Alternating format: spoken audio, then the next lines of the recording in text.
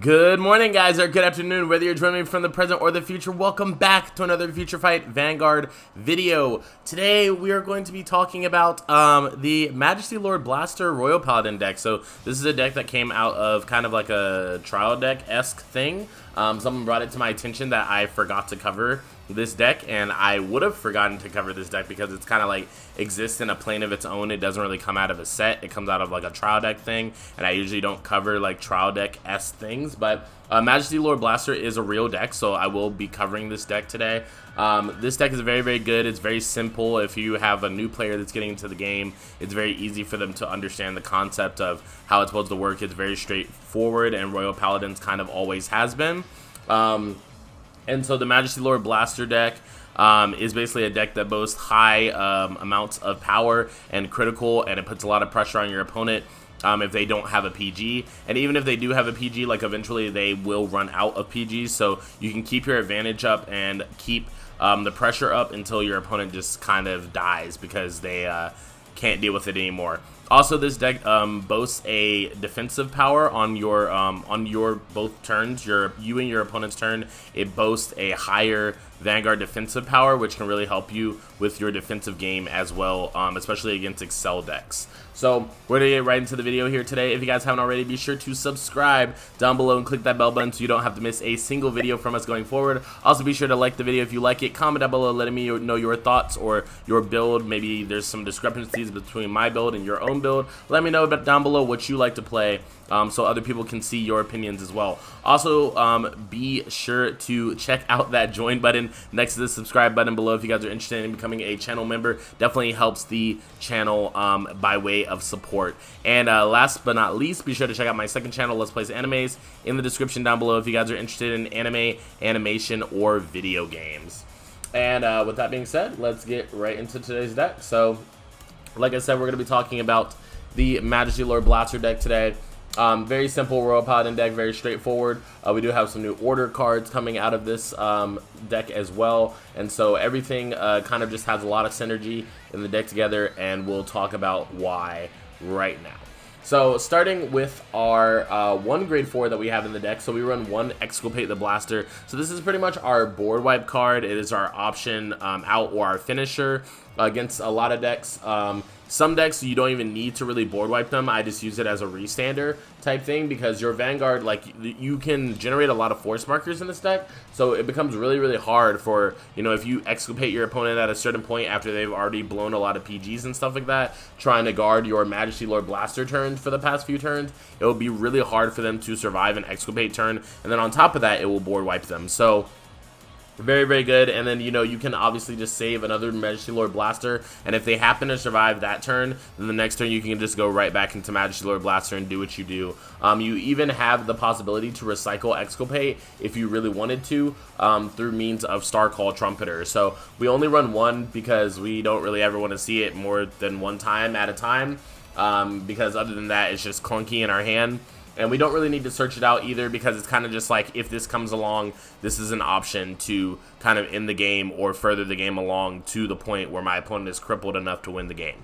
So let's talk about its two abilities. The first one is, when it's placed on the Vanguard circle, counterblast 1, choose one card from your soul and put all other cards from your soul into the drop zone. And when this unit attacks during this turn, this unit battles all of your opponent's units in one attack. So basically it attacks the board. Like I said, it board wipes your opponent, so especially if you're fighting against like Excel or something along those lines, definitely beware of that because this will really cripple those Excel decks that can't generate, you know, innate advantage through their own, you know, means. So if it's like something where they clone like Yasui or something like that, like they still have to commit a certain amount of board presence to try to do their skills to try to refill their board. So obviously decks that you can't do this against, like Silverthorn, you know, all their rear guards disappear. Harry, it doesn't really matter, you know, like they will pull cards out of their soul because, you know, those units will hit the drop zone and they have ways of getting it back into soul and then back out onto the board.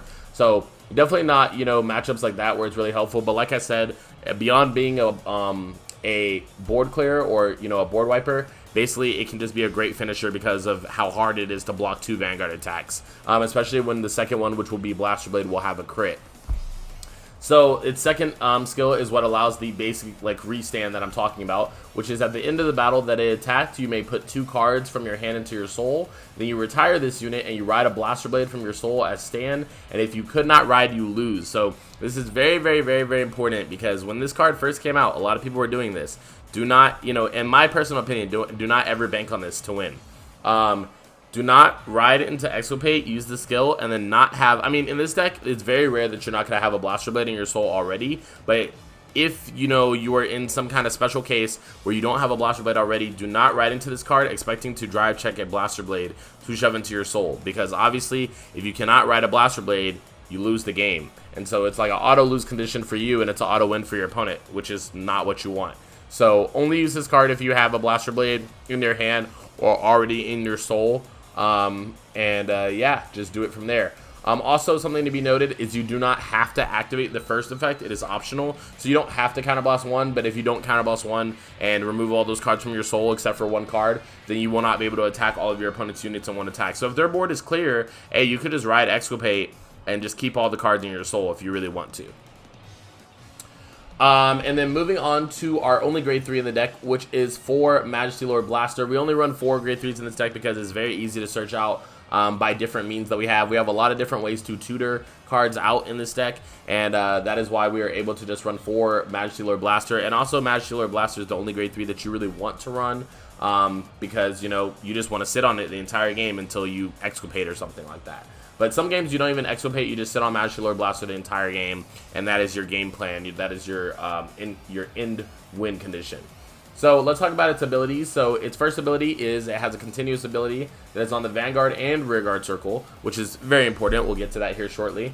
But if Blaster Blade and Blaster Dark are in your soul, then this unit gets +1 critical. And if this unit is on your Vanguard, then it gets plus 5,000 power and +1 drive. So this is very cool because this is like a synergy of Blaster Blade and Blaster Dark's previous skills, where Blaster Dark on Vanguard Circle gets a +1 drive, and Blaster Blade on Vanguard Circle gets +1 crit. This gives +1 crit and +1 drive. So very cool. But what this also means is, since this is Vanguard Rearguard, if you have a Blaster Blade and Blaster Dark in the soul and this card's on Rearguard, it'll be gaining a crit. So it adds that extra crit, pressure to your opponent as well. And with the Force 1s that you're stacking up in this deck, and you generate a lot of Force 1s, it can become really hard for your opponent to guard really, really fast in this deck. Also gets triple drive, so your opponent will have to, guard in a way. If they don't have a PG, they mostly will guard in a way where most of the time it's 2 to pass, and if they 2 to pass this card, it's very dangerous because you have triple drive. So if you check that first card and it's a trigger, and you all Vanguard, you have 2 more chances to get a trigger to bypass the attack. So most of the time your opponent 3 passes this if they can manage to throw away that much shield. And then even then, if they guard for a 3 to pass, that's something that's making you happy as the MLB player, because they're wasting a lot of resources from their hand, and that is only resources that they are not going to have in future turns, dealing with, MLB once again in a future turn. So then its secondary Vanguard skill is when it attacks, you may put 2 rear guards into your soul, and you can generate 2 imaginary gift force. So this is very, very good. In my opinion, I always go Force 1 in this deck, just because any deck that creates multiple force markers, you want to create Force 1s, because Force 2 doesn't stack. So since Force 1 does stack, you want to create that, and then it makes it, hard to guard. And a lot of your cards have innate crit in them anyways already, so you don't really need to go Force 2 to add that, additional crit onto your cards. And then something that, is good with this skill, obviously, is that it shoves 2 rear guards into soul, so you can synergize by having Blaster Blade and Blaster Dark on rear guard, and when you swing with it, you can shove them both to soul and have all of your effects on Majesty Lord Blaster active. So that's very, very good. Moving on to our grade 2s, we have quite a lot of grade 2s in this build, and that's because this build is kind of grade 2 reliant. A lot of your very important cards happen to be grade 2 in this deck, so therefore we run quite a bit. But we run 4 Blaster Blades, so Blaster Blade has a Vanguard Rearguard ability. And let's talk about both these at the same time. So we're going to talk about Blaster Blade and Blaster Dark at the same time. So both of them have a Vanguard only ability and then a Vanguard Rearguard ability. So the Vanguard ability of Blaster Blade is if you have 4 or more rearguards, this unit gets +1 critical. It's pretty simple. If you ride, I would say that I would prioritize riding Blaster Blade if you can easily, like if your hand's looking like you can make the 4 rearguard requirement and it'll be, you know, okay, you don't have to force it by playing a trigger down or anything like that, I would say go Blaster Blade. However, if not and you can clear the board or their opponent already has a clear board, go Blaster Dart. So Blaster Dart, on the Vanguard circle, if your opponent has no rear guards during your main phase, you get to discard a card, and then this unit gets +1 drive. So this card can get twin drive on grade 2. So just choose kind of very carefully. If you have access to both in the grade 2 turn, choose very carefully what you would like to ride, because that will, you know, affect a lot of things going forward. And then its Vanguard rearguard skill of Blaster Blade is when placed, counterblast 1 and soul blast 1, and then you get to choose one of your opponent's rearguards in the front row and retire it. So Blaster Blade is really good because you get to specifically choose snipe retire as long as that unit's in the front row. And then Blaster Dart kind of does something similar, but except your opponent chooses one of their rearguards and retires it. So if your opponent has one rearguard in the back row that you really want to snipe, but they have no front rows and they only have one rearguard on the board, Blaster Dart is obviously a better option than Blaster Blade, not only just because it costs counterblast 1 and not a soul blast, but this is the only card that can snipe your back row out of these two. So you would want to use Blaster Dart over Blaster Blade. Now, however, if your opponent has a unit in the front row, but that's their only unit on the board, you can also still use Blaster Dart and pop it because it will make them use, you know, their one card to pop. However, let's say that they have 2 front row units, one that you want to kill and one that you don't care if it stays on the board, then Blaster Blade would be a better option because you get to just choose that unit and snipe kill it. And then obviously these two work very well in synergy with both going into the soul and fueling Majesty Lord Blaster skill, and then also for Blaster Blade itself, it fuels Exculpate, so beware of that. Next up for our grade 2s, we run 4 Absolute Blade Knight Liverot. This card is really, really good for the early game and also the mid game, and it's decent in the late game, but I would say it's better in the early to mid game. So this card, it actually came out of the Alt Mal Tra deck. It says, when placed from hand on the Vanguard or rearguard circle, you may choose to counterblast 1. If you do, you get to search your deck for up to 1 grade 2 card, call it to an open rearguard circle, and shuffle your deck. And then if you have no face-up cards in your damage zone, then you may pay Soul Blast 1 for this cost. So this card is very, very cool because you get to use all your counter blasts and then you still have access to this card. Its skill via Soul Blast, so that's very cool. And then also a cool trick that you can do with Liverot is you can actually search out the order card, which is when light and darks intersects. And since it's an order, it won't go to the board, but it will automatically touch the board, and then it will, you know, the board state will recognize it as an order card, and it will go to the drop zone instantly. So what that means is that, you know, when you have cards like Starcall Trumpeter that gets back your order card from the drop zone, you're able to just set that up in your drop zone early if you have nothing else that you would want to grab off of Liverot. Moving on to our next grade 2, we have 3 Starcall Trumpeter. So Starcall Trumpeter has 2 abilities. The first one is when placed on the Vanguard or rearguard circle, you may Counterblast 1 and Soul Blast 1, and then you can return any card with Blaster in its name and a when and light and darks intersects the order card, each from your drop zone to your hand. So this is very cool because you can literally recycle any Blaster card in the deck that you need, and that includes, you know, Exculpate the Blaster, Majesty Lord Blaster, Blaster Blade, Blaster Dart. You also have access to Blaster Javelin if you want to grab a 10k shield, so that's very, very good as well. And then its second ability is if you have a Vanguard with Blaster in its card name, which you pretty much always will in this deck, then this unit will get boost, so it can become a 10k booster. Very, very good when boosting your Vanguard or other rearguard columns as well, because it automatically will always change 2 guard stages for your opponent. Then for our last grade 2 card, we have our 3 order cards, which are when light and darks intersects. This is part of the reason why we only run 4 Majesty Lord Blaster, because you can directly get it with this card. And so this card says perform one of the abilities below and then shuffle your deck when this card is placed down. So when this card is placed down, if you have a Blaster Blade on your Vanguard or rearguard circle, you get to search your deck for 1 Blaster Dart. If you have a Blaster Dart, you can search your deck for 1 Blaster Blade. And if you have both on either your Vanguard or rearguard circle, then you can search for 1 Majesty Lord Blaster. And that's the reason that we run 4 and 4 of Blaster Blade and Blaster Dark, even though I know that some people run 3 and 3. I like running 4 and 4 for the consistency of having them in the early game, and then getting a, you know, when light and darks intersects, and then you can just automatically go to get a Majesty Lord Blaster. Even if you already have Majesty Lord Blaster on the board, and then you also have a Blaster Blade and Blaster Dark, you can use Light and Darks Intersect to get an additional Majesty Lord Blaster, which can be rearguard crit pressure, or you can be saving it for if you plan to Exculpate, and then if your opponent survives after that, you can re-ride another Majesty Lord Blaster. So very, very good combo card and very consistent as well. Moving on to our grade 1s, we have 4 Wingull Brave. In my opinion, this is my favorite card in the entire deck because it's just so free. Like, it's so good. It's so free for no reason. But its skill is on Vanguard or Rearguard Circle when its attack or the attack that it boosted hits a Vanguard. So basically, if it participates in an attack as the attacker or the booster and it hits, then you get to look at the top 7 cards from your deck, reveal up to 1 blaster card from among them, put into your hand, and shuffle your deck. So it's a pure +1.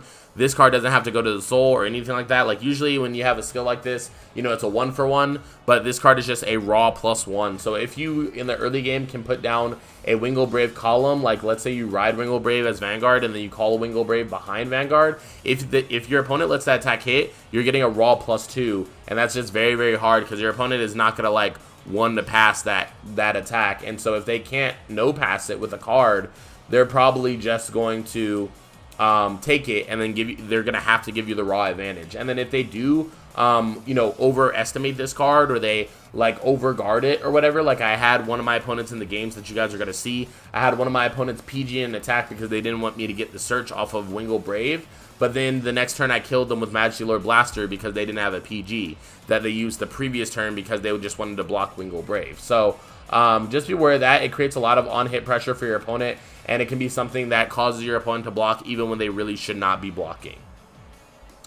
Moving on to our next grade 1, we have 4 Knight Squire Allen. So Knight Squire Allen says, when placed on the rearguard circle, counterblast 1, and you can call up to 1 card with grade less than or equal to your Vanguard from your hand to rearguard circle. And then if you call it a card, you get to draw a card, and this unit gets plus 3,000 power. So very easy. Why we run Knight Squire Allen over Little Sage Marin. Because Little Sage Marin, even though you can have it on the board and reuse it over and over and over again, while this card is one-time place, this card can place in different columns, and sometimes you don't want to always place in the same column because of how your board is set up, and then you will always have 2 open circles to use Allen and play down a card with Majesty Lord Blaster skill, because every single turn you should be tucking 2 into your soul and creating 2 force markers. So you will always have the open space for it, and then it also allows you to not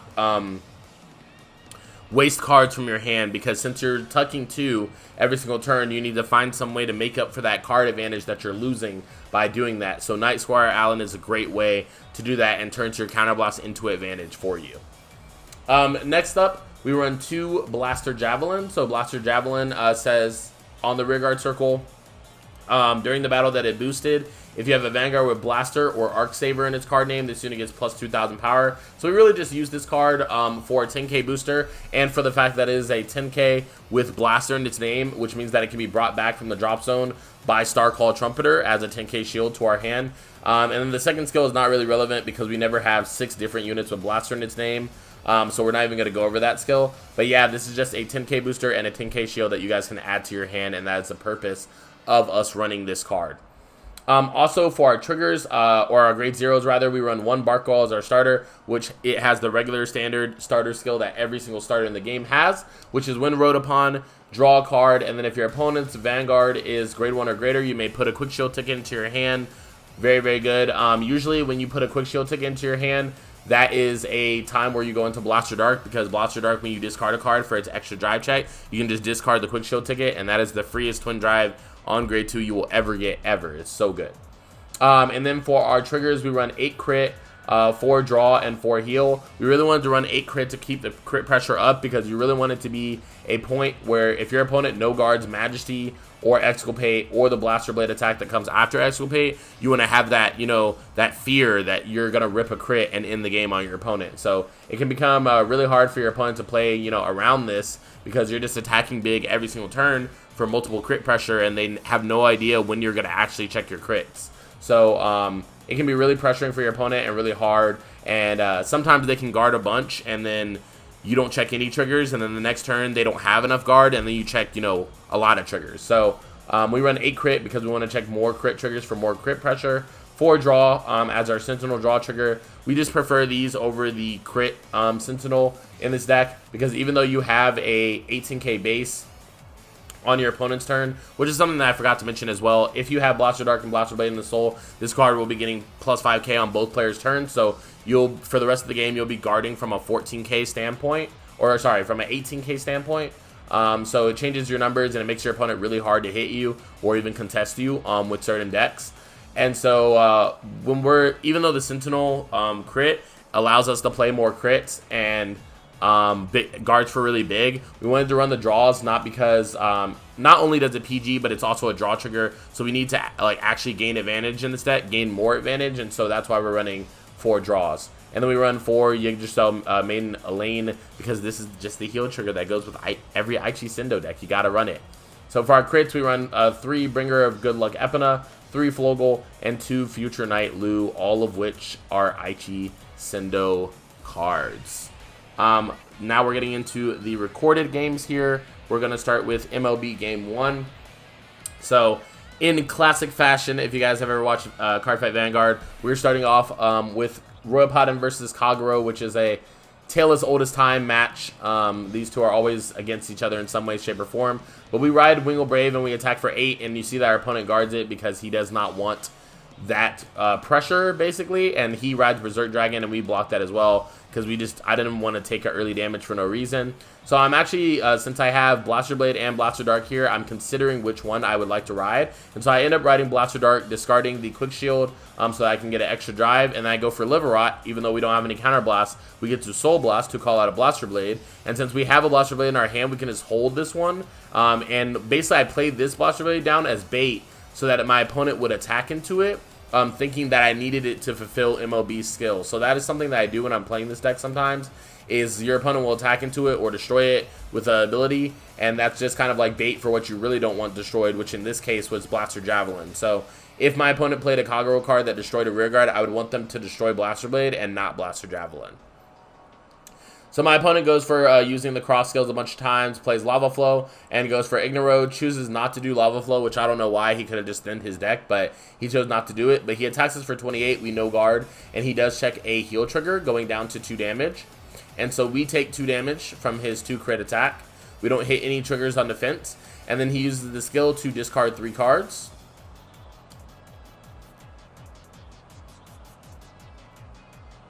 Then he restands his Vanguard. His Vanguard gets plus 10. We no guard the restanded attack as well, and he does check a crit with his 1 drive check.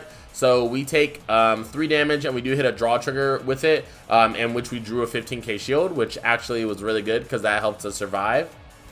And then our opponent counterblast 1, soul blast 1, and attacks our Vanguard for 66. And we go ahead and guard for 70, which my opponent was like 1 to pass, and I was like no pass because since I wasn't on grade 3, he doesn't get a drive check from the cross attack on the 3rd attack. And so then he attacks my rear guard as planned. So, you know, we just let it go. And then we draw into a Blaster Blade for turn, which is ironic enough anyways, even if we already didn't have one. So we go ahead and ride Majesty Lord Blaster. We play Allen, and we counterblast 1, and we call Blaster Blade, and we draw a card. Then we use Blaster Blade skill to counterblast 1, soul blast 1, and pop his Ignoro Dragon, which takes away 5k shield from him, and the possibility of, you know, him coming back with a counter attack next turn.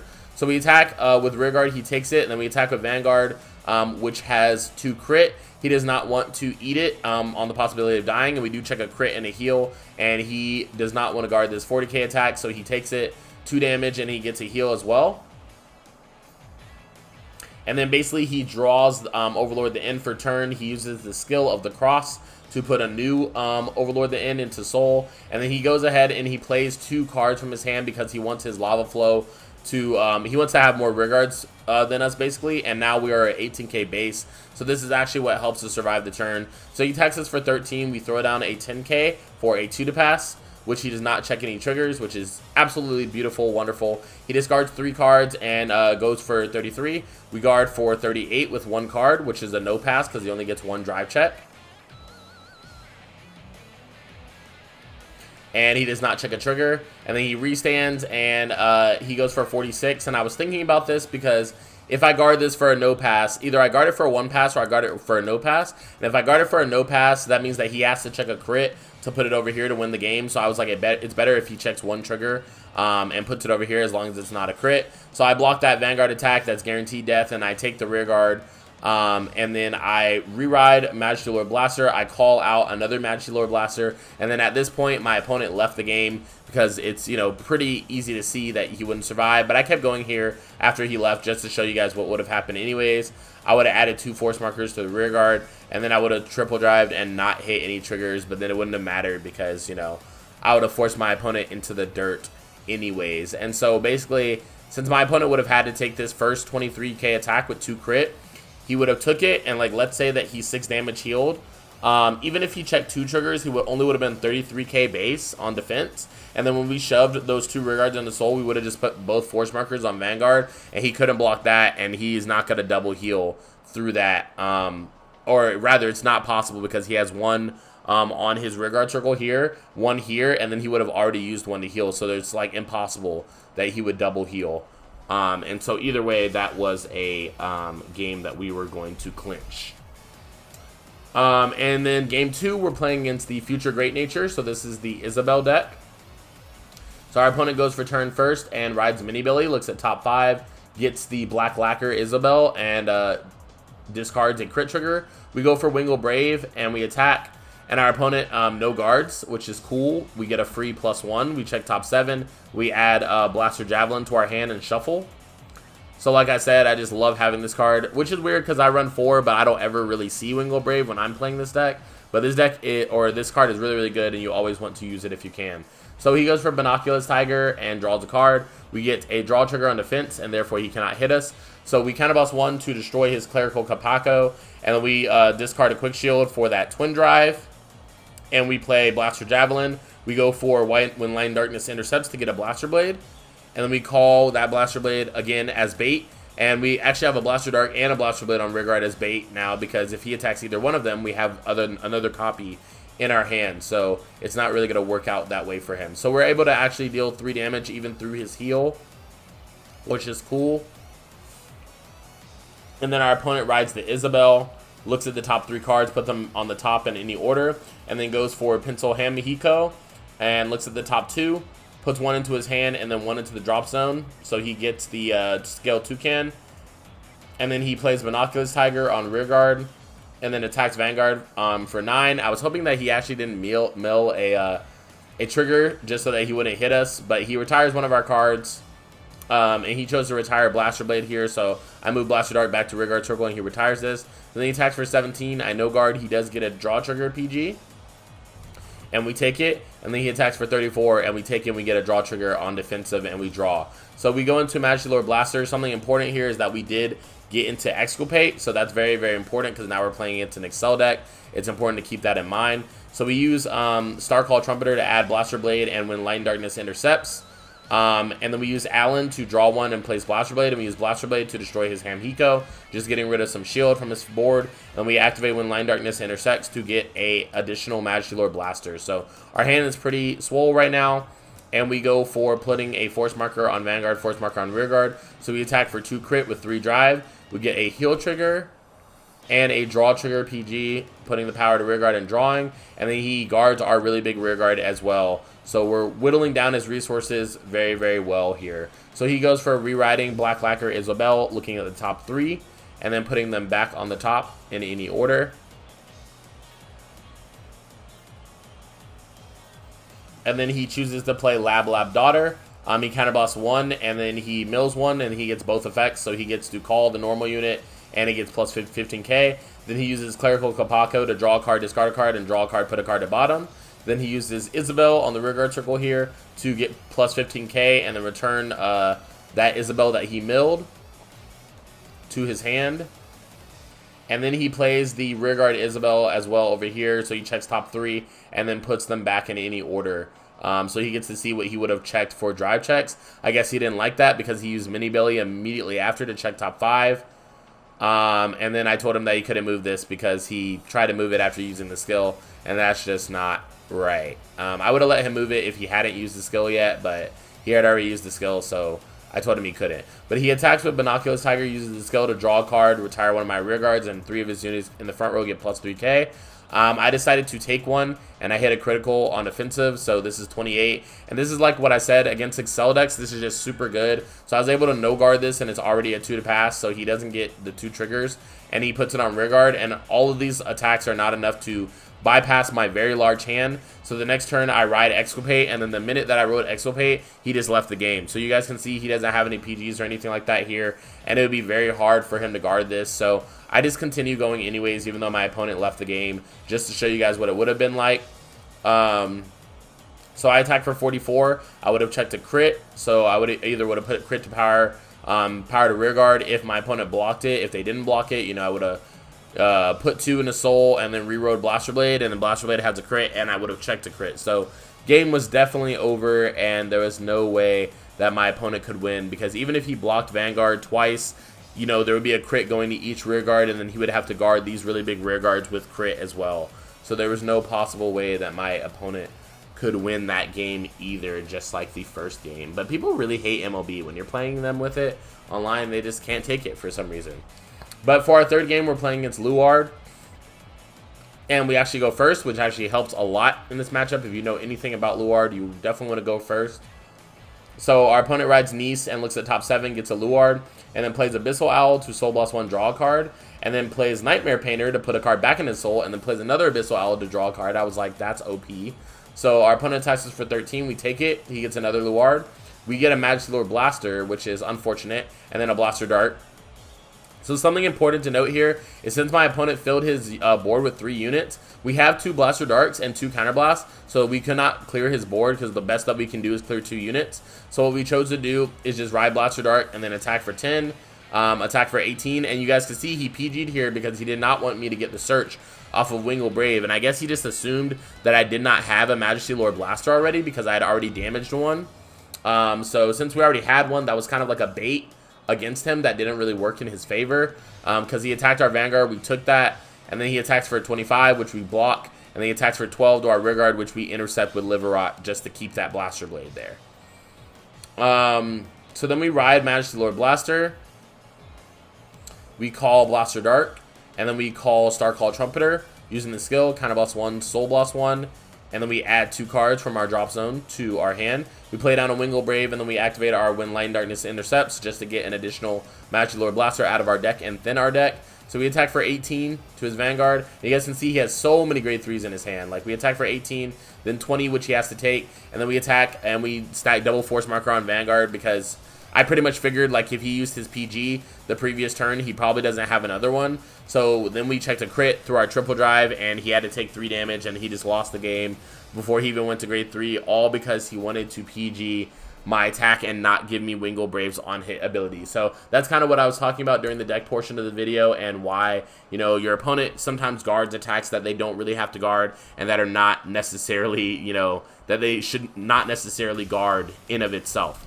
But that has been the FutureFight Vanguard series video for the Majesty Lord Blaster deck. I hope you guys enjoyed the video. If you guys did, be sure to click that like button. Leave a comment down below letting me know your thoughts on the video, maybe your build of MLB to help out other people as well. Also, be sure to subscribe and click that bell button so you don't have to miss any future content from us. And check out that join button if you guys are interested in membership as well. But with that being said, this has been Josh Stallworth from Cardfight Empire, and I'll see you guys on the next FutureFight video.